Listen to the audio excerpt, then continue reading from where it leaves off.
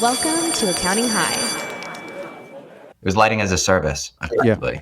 So, yeah, it was fun. I mean, it sounds similar to solar now. Very similar. That's how they sell solar to us. Pay per performance. We were the first ones to basically do it in the lighting industry, which presented a lot of financial challenges, but eventually we figured out. That was your light bulb moment. That was. So the vision, light bulb moment. Yeah, the vision to a reality is definitely an impetus to become an entrepreneur and to continue to want to do that, especially if there were ups and downs and a lot of lessons learned at a young age. So, and you're still relatively young. I mean, you're pretty young for, CEO. Yeah, 30. So let me get into this intro. May I have your attention, please? Welcome to Accounting High. It's freshman year at a brand new school. Here, we have no rules in place as we're on a mission to set our own traditions. So hang tight and learn with us as we grow. At Accounting High, you can expect to gain knowledge in a completely different way than what you may be used to, with some fun and oftentimes colorful conversations. Whether you loved high school or you hated it, here's your chance to be a part of an unforgettable experience redone. While you're here, don't forget to follow us on Spotify or subscribe on Apple Podcasts or wherever you may be listening to us right now so you don't miss out on any new episodes. And feel free to leave us a 5-star review letting us know how the school year is treating you. So sit back, relax, and open your mind because class is in session. I repeat, may I have your attention, please? This is another public service announcement brought to you in part by Accounting High. The views and events expressed here are of the next generation of accounting and tech professionals leading this space. The events and suggestions are not to be taken lightly. Children should not partake in the listening of this podcast. Anything else? Yeah. So without further ado, introducing the star of our show, Slim Scotty. Anything else? Yeah. Don't do drugs. We're gonna have a problem here. Let's welcome Enrico Palmerino. Howdy, howdy. Another Italian. Yes, sir. Thanks for having me, buddy. Well, first of all, I love your new intro. You like the new intro? That was not even planned. I didn't plan on us talking about that and doing the intro. So yeah, that was fun. I love it. It like as soon as I heard it, all I thought of was the Slim Shady LP. Slim Scotty is what my wife calls me. Oh, I love it. Yeah, dude, I didn't realize you're such an Eminem fan, which is like absolutely amazing. Like I am just obsessed. It might have been early high school. Yeah. Like since then. How old were you? Wait, how old are you?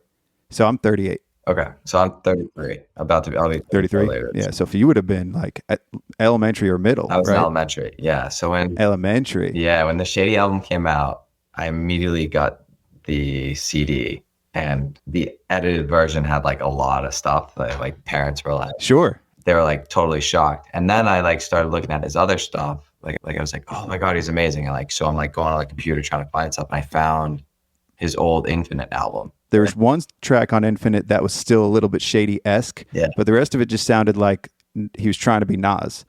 Like it felt like he was trying a little too hard. But now you go back to it now and it's amazing. What do you think of Accounting High as the name? I like the double entendre because, or even maybe triple entendre, because you've got Accounting High as high school, the Accounting High as I'm high with energy, or like I'm high on accounting, which maybe something else. I don't know, but I like. You got the literal like aspect of like high, like I'm climbing mountains. Yeah. In the sky. Like the other name I had, I was on a plane and I was thinking Above the Cloud is a decent name. But I looked it up and somebody else already had it. Accounting High, man. I like it. Yeah. Cool. Blake suggested Accounting Dropouts. Or he liked CP Aliens. I had CP Aliens for a while. Sick. Yeah. Well, that's my first rap. I don't think you've heard that one yet. No. Dude, accountants are getting super cool these days. They busting out, putting out TV shows, you know? You started a lot of this cool kid culture. I don't know if it's you, so that's one of my questions, right? Like, who started the cool kid culture? Who's the mastermind behind this at Botkeeper? Because that's where I first started seeing it. And you guys were unapologetic about it and still are. And I love that. And I think people appreciate that. It's authentic. Thank you. So tell me about, is it somebody else that kind of brought it out of you? For me, I I ended up getting addicted to the accounting space. I've been a business owner, saw the opportunity that like most business owners like myself, we didn't know the first thing about accounting and like you're thrown into it. Then I like saw the power of accounting once I understood it and teamed up with a couple individuals to build out and scale a cloud accounting practice. And when I launched Botkeeper, it was like, I just want to be cool. I want to like put the badass in bookkeeping and just make it fun. And like you said, like unapologetic. Make it fun. But like in edgy. As soon as I started Botkeeper from here forward, sneaks, jeans, tee, and maybe a hoodie, but that's it. Like, and that's how I'm going to show up to meetings with people who are wearing a full on suit because we can. And it was like, logo is super important to us. We went around, we just plastered Botkeeper stickers across the city of Boston, like everywhere. And I still go into like restrooms and find like Botkeeper stickers at bars and, you name it, just like everywhere. So, yeah. I love it.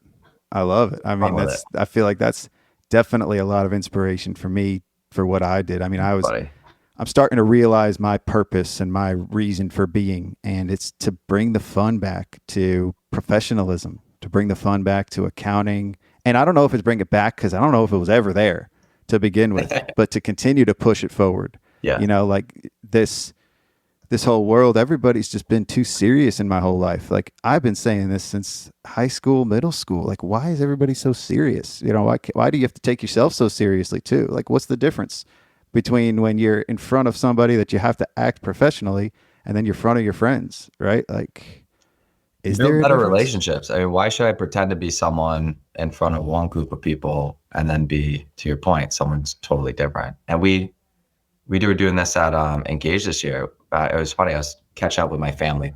They're like, yeah, how was the conference? How was Vegas? The thing I always hate about Vegas is you're like indoors the whole time and it gets like stuffy. I go, not me. Said I was out by the pool in a cabana the entire time. And they're like, yep. Didn't you get work done? That was the Botkeeper booth. There was a pickle. What was ironic about that was there's a pickleball, which is supposed to be outdoors, inside, and then outdoors, you guys had a cabana right outside the conference. And we had meetings in the pool. We literally sent out, like, I had a ton of meetings scheduled, and I'd send the people ahead of the meeting, hey, like, if you're comfortable with it, bring your suit, do the meeting in the pool. And we literally did. We had meetings with clients. Bring a suit, but not a suit, a swimsuit. Yeah, swimsuit. Right? Yeah. Because they were wearing a suit. They had to change from a suit to a suit. Totally. Yeah. And so I tell my family, like, oh yeah, no, we were meeting with our clients in the pool. We were doing this. Like, isn't that like inappropriate? I'm like, man, my best of friends, my closest people in my life, I can be me with. Why shouldn't I be me with our clients and vendors and partners? It's our parents that have that mindset, because my mom has been hounding me. She's like, why do you have marijuana references on your LinkedIn profile and your Twitter profile? Like, I like to say, like, I am who I want to be. And it's not just about being you too. Like, cause like there's this statement out there, right? That like, I am who I am. And that's usually a derogatory, like I'm stuck being me. I actually am who I want to be. Like, this is who I want to be. And I'm like my best self.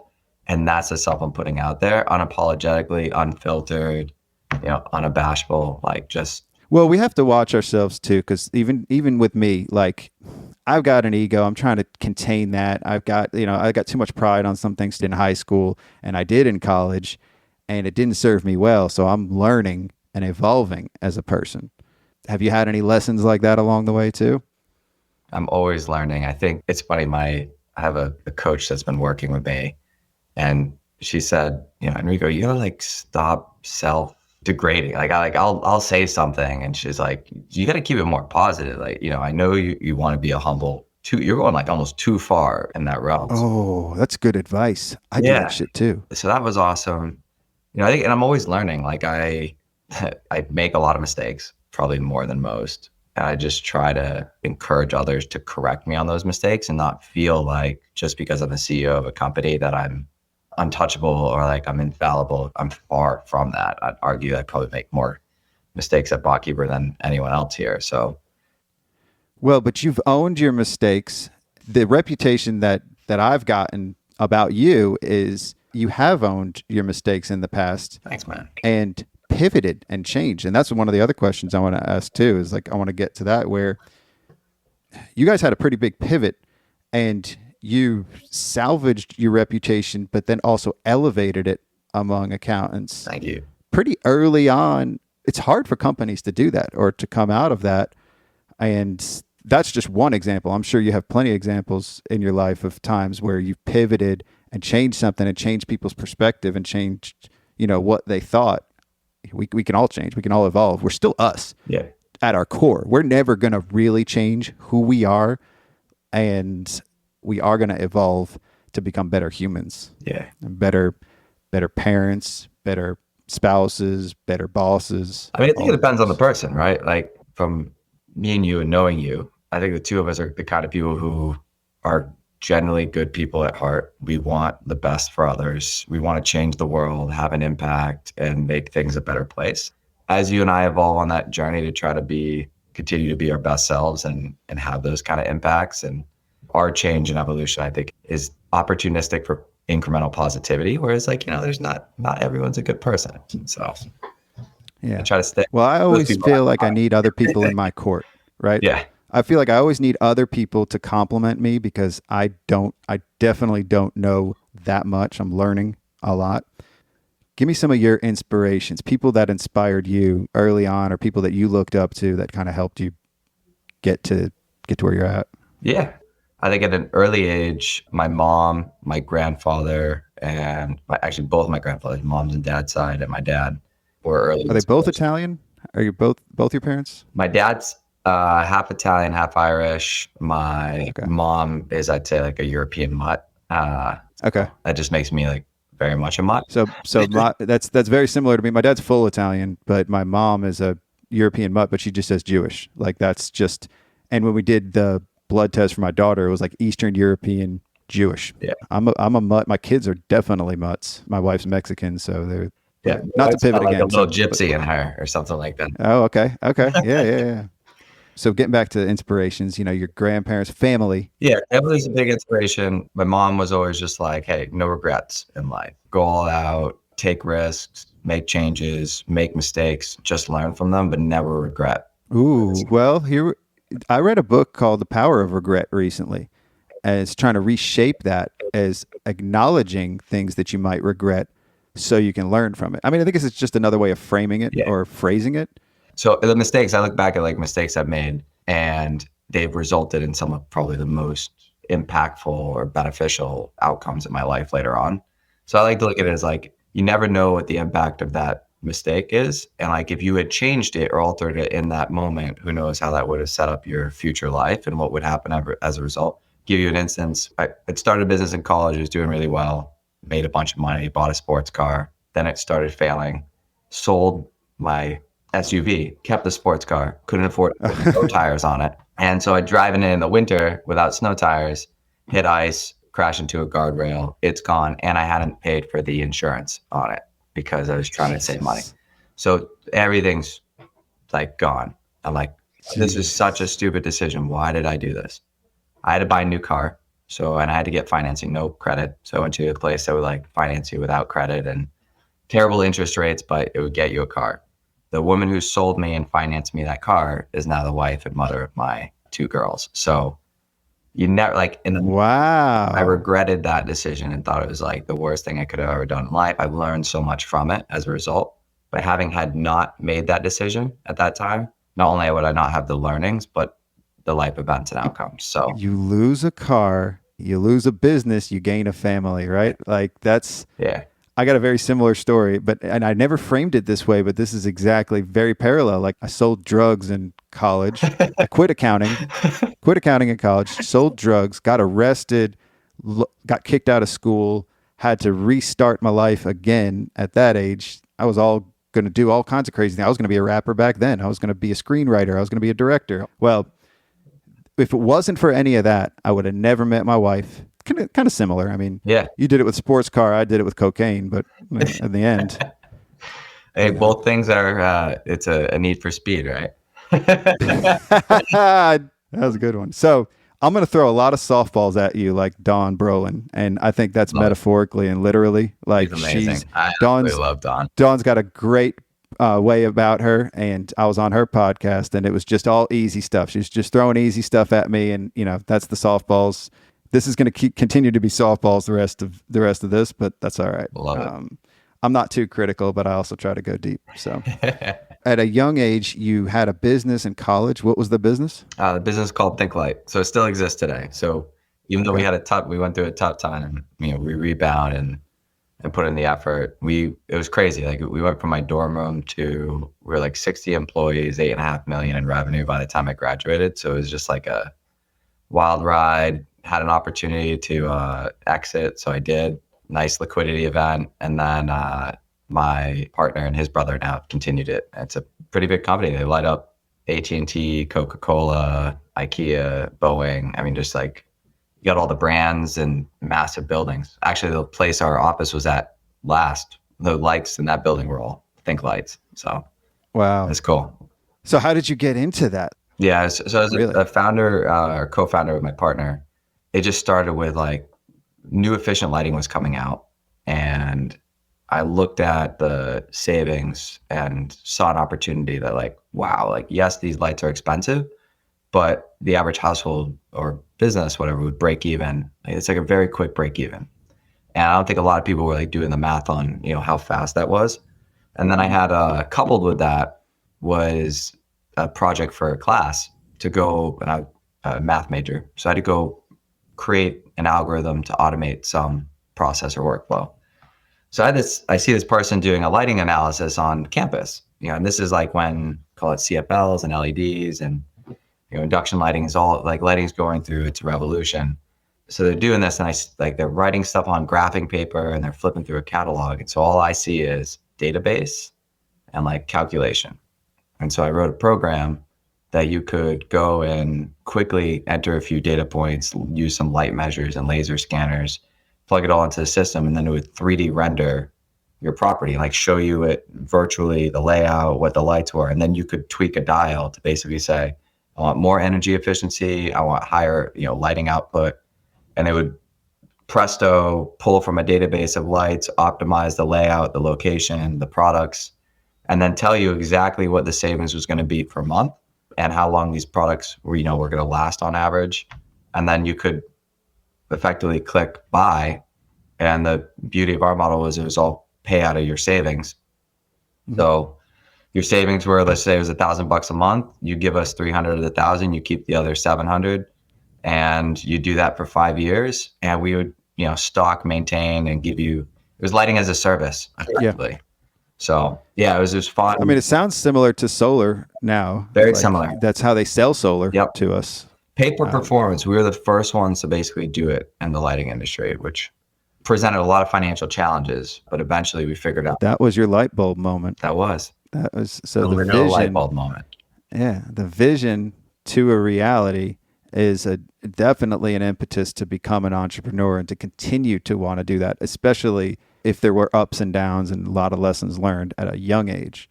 So, and you're still relatively young. I mean, you're pretty young for, CEO. Yeah, 30. Let's set the stage too. Botkeeper is, for anybody that doesn't know, any listeners, Botkeeper. Tell us what Botkeeper does, all that. Give me the quick pitch, elevator pitch. Yeah, so today, Botkeeper is about 400 employees in 6 countries, 40 states, I think 4 continents, something like that. We a lot of payroll. Yeah, good size payroll. We provide accounting firms and accountants alike with a unified platform for running and operating your CAS practice. And embedded in that platform is a lot of automation, workflows, processing, categorization, classification, password management, connection to bank accounts and data, dashboards, communication, doc storage, effectively everything you need to deliver CAS services to your client in one fully unified, integrated, and automated space. Botkeeper is the back office for accountants. Yes. Like we try to be the back office for our clients. You're the back office for the accounting firms. Yeah, that would be a great way to put it. Because we can provide you with infinite capacity and allow your people to do 2 to 3x the work output. So imagine supporting 2 to 3 times the number of clients and revenue on the same staff. Top line increases, bottom line increases proportionally. All right. So This is not going to be a Botkeeper ad. We already ran some pretty fucking dope ads for Botkeeper. You guys had a production company. I don't know if you were involved in that too, but there's a couple ads that we ran previously for that. Nice. Hope to be running some more soon too. I wasn't. We had an awesome team though. Hell yeah. Yeah. Anybody I've worked with there has been awesome. Thanks, buddy. And so you have some prior employees too. You had Byron. I became friends with him through Botkeeper, and now he's somewhere else. Bot life for life. Bot life. Yeah. Yeah. There's a lot of I haven't heard the Botcast yet. I'm waiting to hear the Botcast. I'm going to produce the documentary. I love it. So yes. that's to be stay tuned. More coming soon on that idea. So let's kind of go from ThinkLite. What happened next? Like, what you had the liquidity event, and now you've got some money to where you probably thought maybe I don't have to work again, or did you? Did that go into your head? It did, and I tried it, and I actually went through a state of depression. So it was a bit hard because it was I think I'd relate it to if you've ever played video games. You are struggling at the game, trying to get through the levels, and it's a lot of hard work, but it's also fun, and you feel accomplished when you're doing it. Get into flow. And then there's that day where somehow, some way, whether you looked for it or someone gave it to you, you got the cheat codes, and it's just it's fun at first because you're oh, I can go and I can get these things that I always wanted to get. I can do this Game stuff. Genie or up, down, left, right. I don't don't remember that code. Yeah. But then it kills it. Then it's now it's not fun anymore. There's no. Immediately. You could play that game for a couple more days and then you're done. It's done. Contra. Oh man. It was great. Contra was really hard, but then infinite lives, infinite ammo. I don't even remember playing past the second level because it was boring. I was just walking through, Yeah. And so that's basically what happened. It was wow, this is awesome. I get to do some of the things I wanted to do. I think, even on those things, it wasn't, hey, I want to go buy everything. It was I wanted a certain car, built a house, and then maybe invest in some companies. Yeah. Did that. And then, spent some time on the beach, and I was bored stiff and couldn't sit still. And then was also just feeling I lost my identity. My identity was my company. And so when I would talk to people, I didn't know what to say anymore. What kind of conversations do you have when there's nothing to really relate to, right? I'd say it's more the people I hang out with, my friends, most of them are entrepreneurs, right? So when I have a conversation, none of us are doing it for the money. We're doing it to solve. I love math. When I was a kid in high school, I loved solving problems. I went to my math professor and I said, hey, I love solving problems. What should I do when I get older? He's well, you can be a mathematician, or you could also be a business owner. And that was literally kind of the spark of wow, entrepreneurship is the path to solving problems. And so I talked to my friends and they're all doing super cool, creative, innovative stuff. And I'm hey, how's this going? Oh yeah, we did this, or we just launched this new office, or we increased efficiency by blah, blah, blah, or we launched a new drug or a product, whatever it is. And then they ask me hey, so what have you been up to? Nothing. Well, do you have any new ideas? Not yet. It's just. It's writer's block too, right? Yeah. So eventually, obviously, you hit that point what was the defining moment? Do you have a defining moment of when, and was Botkeeper the next thing that you did after? Botkeeper wasn't the next thing. So the defining moment was, all right, I need to go do something. When you started playing the game again. Yeah. New game. And I think a lot of entrepreneurs, your next game is to tackle the problem you had at the prior business.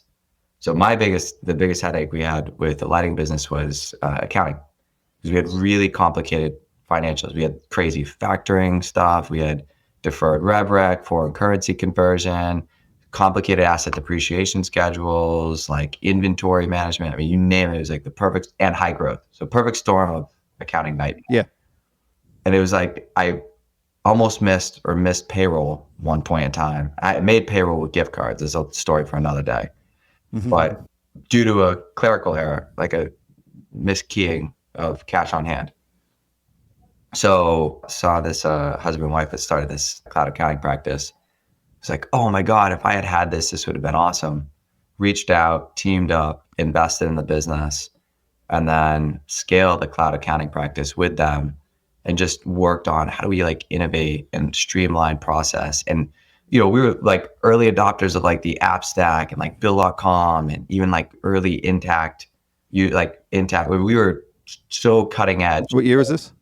This was 2012, 2013. 2012. Yeah, that's the year I would have guessed. That was the year that the cloud started to develop. So we're doing that, growing the cloud practice fast. I mean, we went very quickly, got to like 100 clients, and then we're kind of scaling beyond that.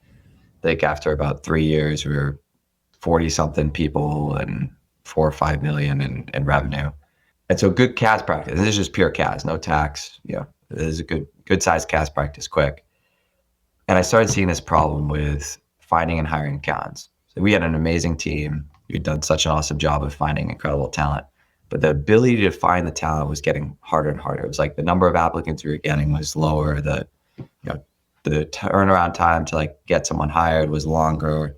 We'd lose someone, and then our controller would have to jump in and start doing bookkeeping and pulling them out of that, and then transitioning. And the transition to the client was a headache, and the app stack was growing. Like went from only like a few apps to now we had a half a dozen or a dozen per client. Then we're managing all this in like some Google sheet somewhere, like what's the client name, what apps are they using, the close date. Sounds like us, yeah. Classic. And so I started doing the research, and I'm a math guy, right? So I love stats, go to all these accounting conferences. Everyone's talking about this problem. So I'm like, hey, at least it's not just me. It's not like just us here in Massachusetts. It's across the nation.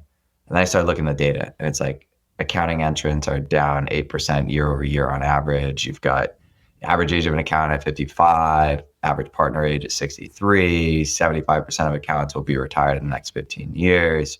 We need 125,000 accounts on an annual basis, but only 70,000 are entering. Like all these dynamics, like 72% or 73% of like public accountants that leave an accounting job leave public accounting. So you just got this, like, you can see it happening. And yet at the same time, new business formation is growing exponentially year over year. So more businesses demanding accounting, fewer accountants to do it. So I'm like, aha, light bulb moment. Mm-hmm. What if I could do two things? Build a platform that consolidates the app stack, because the system switching nightmare and the siloed data sets and stuff is pain in the neck. And if I could bring all of it in an integrated fashion, you could see, manage dashboards, docs, you name it, right there. And they were tied to each other. So the transaction was tied to the document, was tied to the task, was tied to the client, went into the dashboard, tied to a workflow, comment, attachment, you name it, fully integrated. That in itself would create an efficiency, but it would also give a firm much greater visibility into their practice. Like, how does my accounting practice look, and who's doing what, and are they doing well efficiently? Let's also back up too, though, because another important part of the story is early on it was replacing accountants too, right? Like this was because the fallacy in your thesis was, because accountants are leaving the profession, let me solve this problem and be everything to the business owner, because we can replace accountants. And obviously you learned, but wasn't that part of the first iteration of this? So this is what a lot of people don't realize. I'll have to pull up one of our early investor decks for you. So it started out with, let's build this platform for an accounting firm like the one I had, right? Okay. And then I think if we had all the info in one place integrated, the database, right, of that data would render itself highly powerful for machine learning, because it'd be unified and integrated. Sure. You could now not only just have efficiency off of consolidation and integration, you could have efficiency off of actual automated processing. So the two key aspects of Botkeeper. When we went to market, we started pitching this.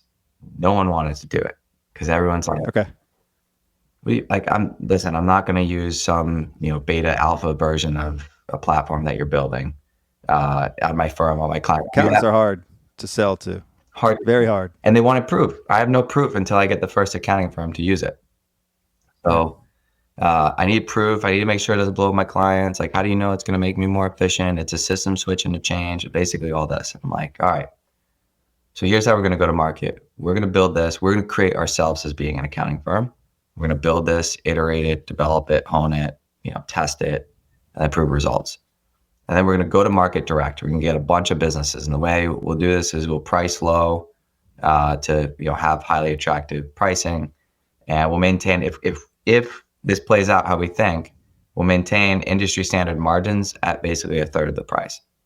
And so that's what we went to market with. We got a bunch of clients started. Well, and that's data collection phase too, right? Correct. Like that's build the data is the most important or part. the machine learning. Mm-hmm. So we started doing that, and early, right after we did that, so like call it by like the 50th client, we got an accounting firm or two who'd reached out and like, hey, I see you guys. I've heard about you. I've seen kind of what your platform looks like. And I know if you're doing it at these price points or whatever, you're doing something interesting. Can I use it for my clients? And we're like, yes, this is actually what we're building towards. So that's when we had, and this is as early as we launched Botkeeper in 2016.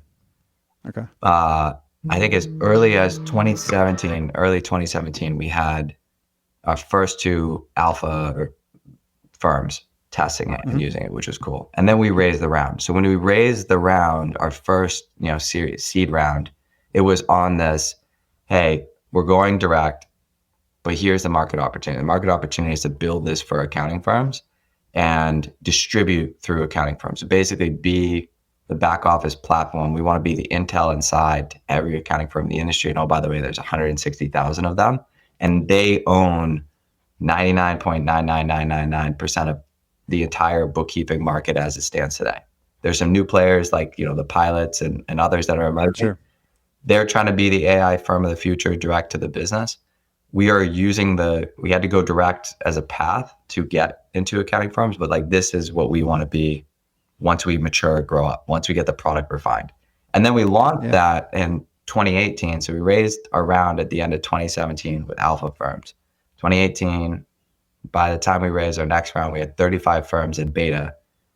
And then when we launched the product in 2019, mid 2019, the true, generally available accounting firm, we told everyone, yes, we sell direct, but like we're going to phase this out. We're just going to finish up the testing and iteration on our direct book, rather test on them because it's an N of 1 if we lose them, then test on you where it's an N of maybe 100 if we lose you, because we lose you and 100 of your clients that are on the platform.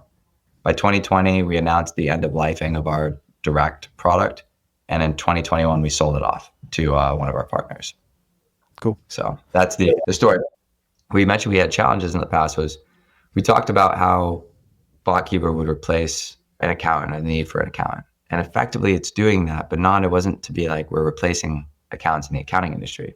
It was that if you make one accountant do the work of three, like you've replaced two ghost accountants, right? And in a world where the supply demand gap is like this, we're just replacing ghost accountants. We're taking current accounting. Well, that's what people fail to understand. Yeah. And it's abundantly clear that if you have more capacity and more freedom of thought, you can do more.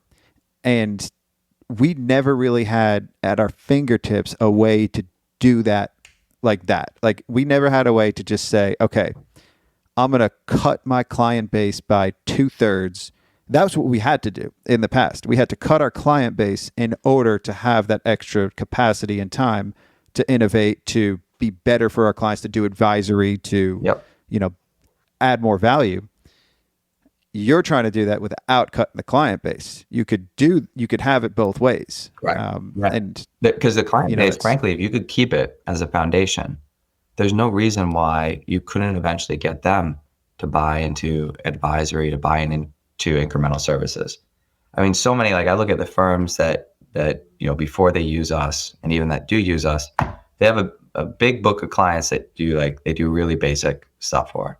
Then they have a smaller book of clients that they do, they're doing incremental things for. Like the basic clients, it's categorization, classification, reconciliation, and kind of like a month-end financials produced once a month. The next tier is like, hey, we're doing this maybe for you on a weekly basis, plus we're including bill pay, plus maybe we'll have a dashboard for you, plus, plus, a few other things. Then you have like a small subset of your clients that you're doing real advisory for, where you're like taking that dashboard and you're explaining to them what it means to them. You're looking at KPIs, you're ripping apart their business and their COGS to try to identify incremental margin. You're consulting them on budgets, on forecasts, on cash flow, all those things. And what we're saying is like, don't toss away, because you would if you were going to do it the old way. You would toss away the basic clients and maybe even call it the advanced clients to make room for more advisory services, which is just a silly thing, because who are you going to sell advisory service? Way easier to sell advisory to the existing clients you have and upsell them than it is to go and find new clients and convince them of advisory and everything else. So, well, that's the whole Untapped, James Ashford's new book, and what he talks about too is all of those diamonds that you have underneath the coal mine. Yeah. In your client base, you could have some clients that you think are shit, but you give them some more attention, and then you find out what else they need, and now all of a sudden, this client that was only paying you $200 a month is now paying you $2,000 because you're doing this much more for them. And just do it. 500 is 5,000, right? Correct. And you don't have to do it those big steps, just incremental steps. Everything in life, right? One foot in front of the other. Keep doing that. Evolve. Yeah. So get the 201 to 300 or to 250 by helping out with just a little bit more. And then once you show that value, it's like as you go up the value curve, their visualization and realization of what advisory can really do for them and how it can impact them, you get there and it becomes more obvious. And we have to, and we've continued to do this over the past 5-6 years, is demystify the word advisory. Some accountants don't like it because what does it mean? They're getting that question. I think we're continuing to demystify it and start to have some more concrete definitions of what types of services are underneath that advisory. Is it forecasting? Is it fun? Is it just tax planning? Like more time to spend on that? Like there's so much more we can be doing that we are doing. I get frustrated with it too. I get frustrated with that because my team is frustrated. It's hard for me to convey to them what else they could be doing. And they are traditionally speaking, they like to report on what has happened. They like to report on the facts. Yep. Not all of this fuzzy, here's what could happen, here's my thoughts on what you're presenting here, here's unknowns. Unknowns are very scary for a lot of us accountants. Yep. But the easiest way to start is do a variance analysis and show the trends on that variance analysis and explain the why it's varied. Yeah. That's all past stuff that becomes easy. Then next, it's put a budget together based on those trends, and by sitting down with the client, understanding like what their goals, ambitions are, what they see happening, what decisions they might make over the next quarter or two, and just see if you can do a budget for like a couple quarters out before you even go like a full year. Then use incremental baby steps. So for accountants, what kind of things can they do to learn more about doing this advisory? Are there any events coming up? Is there anything that they can do to learn and start getting this whole, what is it? The framework to transition to advisory. I'm glad you asked. Softball. Yes, I love it. So, yes. Unchained, AI Unchained conference, Botkeeper is hosting. It's our first ever conference that we are launching. It's users, aspiring users, and just I'd say like interested, intrigued parties that want to make better accounting practices. You can just go to our Botkeeper website, botkeeper.com, to learn more. Key difference of this conference versus anything else out there: I hate conferences that just preach fuzzy ideas and generalizations, and you attend it and you're like, I've heard people talk about advisory at how many meetings, does nothing for me.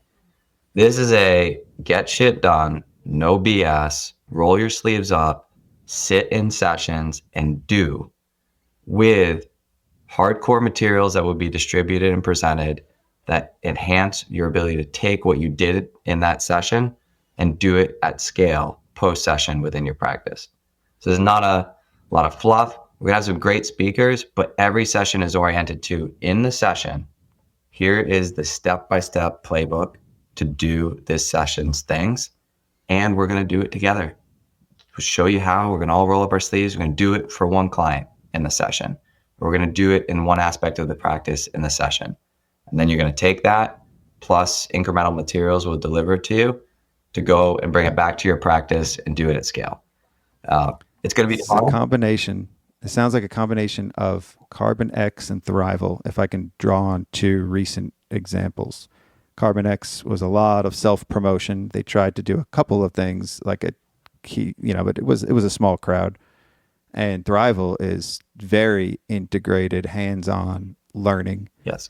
It sounds like this is a little bit of self-promotion, but mostly how can we help you guys make you better? I mean, it's for your current users anyway, and potentially just anybody in the industry. I mean, you guys, and something that you are doing right, I think, is you're charging for it too. It's not just a free conference, and it's not, super cheap. Like this is, you got to have some skin in the game if you want to learn. Yep. And I was looking at the event and the agenda, and it looks pretty fucking dope. Thanks, buddy. I'd love to do a live podcast there. I was invited. I would love to do a part 2 of this on stage there, or my rap on there, but it looks like you guys already got the agenda going. So I think you and I can make it work. We can make something happen. Of course. Cool. There's, obviously going to be a little bit of self-promotion, but really it's, like I said, we're going to have a lot of our existing clients there. So it's less about self-promotion and more about just taking their practices to the next level. Now, there is a self-serving aspect to that, because if we make all of our clients better, more efficient, grow faster, support their clients greater, they're going to get more clients. The clients are going to grow faster. Botkeepers are going to get more licenses, and it kind of comes back, and it's full circle.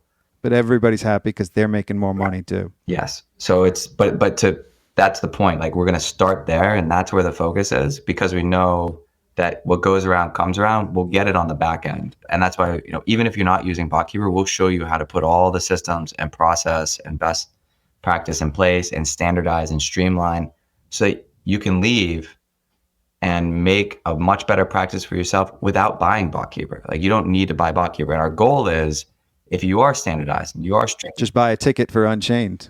And that's all you got to buy, right? And it only covers food. Like, we do in those tickets includes all your food. It's pretty much covering your costs of the food and all the events. But we're really just trying to cover the food costs, because we're covering. Well, and you're not putting this on. This event is going to cost you money. You're not making money on this event, and I think people should know that too. This is an investment in the profession. Correct. It's an investment in the profession, and it's obviously should be self-serving. Otherwise, you're a nonprofit, right? Like, you are a business.